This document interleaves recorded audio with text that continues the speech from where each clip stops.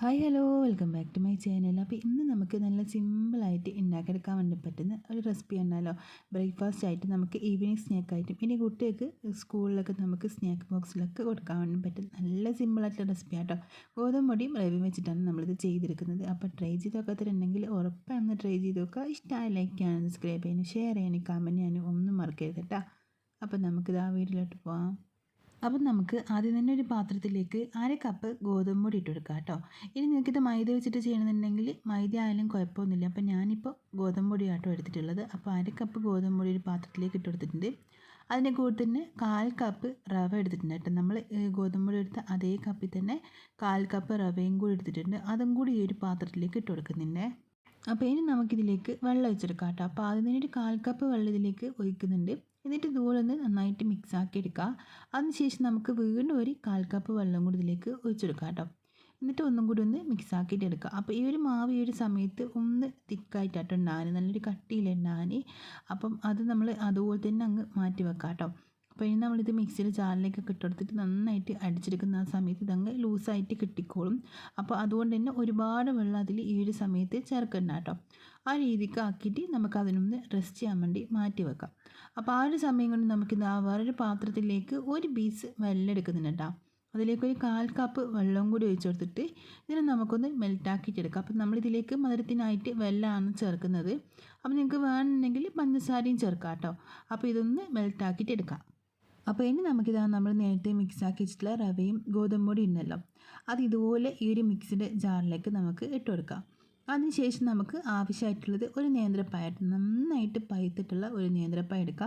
അല്ലാന്നുണ്ടെങ്കിൽ റോബസ്റ്റ് പഴയോ ചെറിയ പഴം ആയാലും കുഴപ്പമൊന്നുമില്ല കേട്ടോ. അപ്പം പഴം ഏതാണെങ്കിലും നല്ല പഴുത്ത പഴം തന്നെ എടുക്കാൻ വേണ്ടി ശ്രദ്ധിക്കുക കേട്ടോ. അപ്പോൾ ഞാനിപ്പോൾ ഒരു മീഡിയം സൈസുള്ള നേന്ത്രപ്പഴം എടുത്തിട്ടുണ്ട്. അത് ഇതുപോലെ ഇതായി കട്ട് ചെയ്തിട്ട് ഇതിലേക്ക് ഇട്ട് കൊടുക്കുന്നുണ്ട്. ഇനി നമുക്ക് ഇതിലേക്ക് ഒരു ഫ്ലേവറിന് വേണ്ടിയിട്ട് ഒരു ഏലക്കായ ഇട്ട് കൊടുക്കാം. അതിൻ്റെ കൂടെ തന്നെ ഒരു 1/4 ടീസ്പൂണോളം നമുക്ക് ഉപ്പും കൂടി ഇതിലേക്ക് ചേർത്ത് കൊടുക്കാം കേട്ടോ. അപ്പോൾ ഉപ്പും കൂടി ഇതിലേക്ക് ചേർത്തതിന് ശേഷം നന്നായിട്ട് അരച്ചെടുക്കുക. നല്ല ഫൈനായിട്ട് അരച്ചെടുക്കുക. വെള്ളമൊന്നും ചേർക്കാനേ പാടില്ല. ഇതുപോലെ ഇങ്ങനെ അരച്ചെടുത്തതിന് ശേഷം നമുക്ക് മെൽറ്റാക്കി വെച്ചിട്ടുള്ള നമ്മളെ വെള്ളം ഇതിലേക്ക് ഒഴിച്ചെടുക്കാം കേട്ടോ. അപ്പോൾ ചെറുതായിട്ടൊന്ന് ചൂട് ആറിന് ശേഷം ഒഴിച്ചു കൊടുത്താൽ മതി കേട്ടോ. അപ്പോൾ അതും കൂടി ഇതിലേക്ക് ഒഴിച്ചു കൊടുത്തിട്ട് നമുക്ക് വീണ്ടും നന്നായിട്ട് ഒന്നും കൂടി ഒന്ന് ഇതെല്ലാം കൂടി മിക്സ് ആക്കിയിട്ട് എടുക്കാം. അപ്പോൾ വേണമെന്നുണ്ടെങ്കിൽ പഞ്ചസാര ചേർക്കാം. പഞ്ചസാര എന്നുണ്ടെങ്കിൽ നമ്മൾ ഈ ഒരു സമയത്ത് ചേർക്കണ്ട, അതിന് മുമ്പ് നമ്മൾ ആ പായൊക്കെ ഇട്ടടിക്കുന്ന ആ ഒരു സമയത്ത് തന്നെ പഞ്ചസാര ചേർത്ത് കൊടുത്താൽ മതിയേ. അപ്പം നമ്മളിത് നന്നായിട്ട് അരച്ചെടുത്തിട്ടുള്ള ഈ ഒരു മാവ് നമ്മളൊരു പാത്രത്തിലേക്ക് മാറ്റി കൊടുക്കുന്നുണ്ട്. അപ്പോൾ ഒരുപാട് വെള്ളം ചേർത്തിട്ട് നമ്മൾ നേരത്തെ ഗോതമ്പ് പൊടിയും റവയൊന്നും മിക്സ് ചെയ്യേണ്ടതെന്ന് പറഞ്ഞത് നമ്മൾ ഈ ഒരു മാവിലേക്ക് നമ്മൾ പഴമൊക്കെ ചേർക്കുമ്പോൾ ഈ ഒരു രീതിക്ക് ഇത് റെഡിയാക്കിയിട്ട് എടുക്കാൻ വേണ്ടിയിട്ടാണ് കേട്ടോ.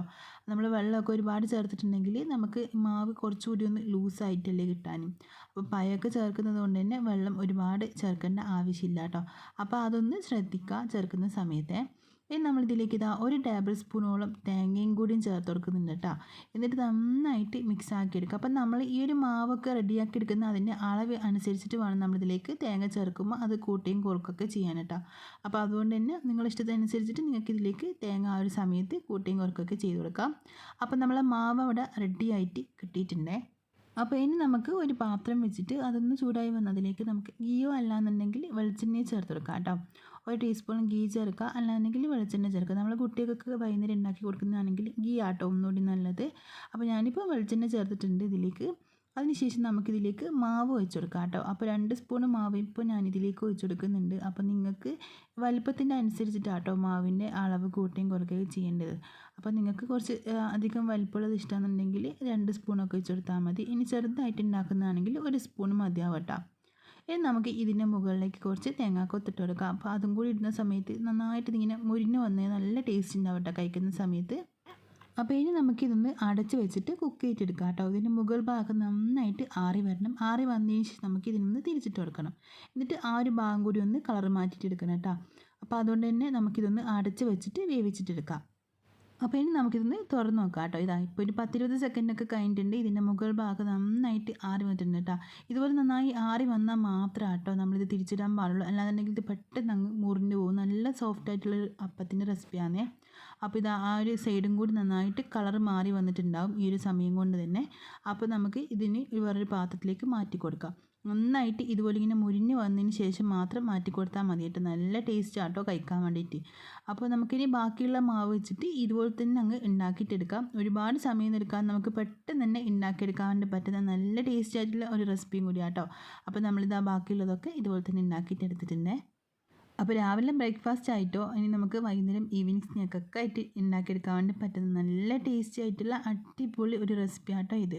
കുട്ടികൾക്ക് എന്തായാലും ഒരുപാട് ഇഷ്ടപ്പെടുന്ന നല്ലൊരു റെസിപ്പിയും കൂടിയാണ്. അപ്പോൾ എന്തായാലും നിങ്ങൾ ഇതൊന്ന് ട്രൈ ചെയ്ത് നോക്കുക. ഇഷ്ടമായി കഴിഞ്ഞാൽ ലൈക്ക് ചെയ്യാനും സബ്സ്ക്രൈബ് ചെയ്യാനും ഷെയർ ചെയ്യാനും കമൻറ്റ് ചെയ്യാനും ഒന്നും മറക്കരുതേ. അപ്പം നമുക്ക് മറ്റൊരു നല്ലൊരു വീഡിയോ ആയിട്ട് പിന്നെ കാണാം. ബൈ. Thank you.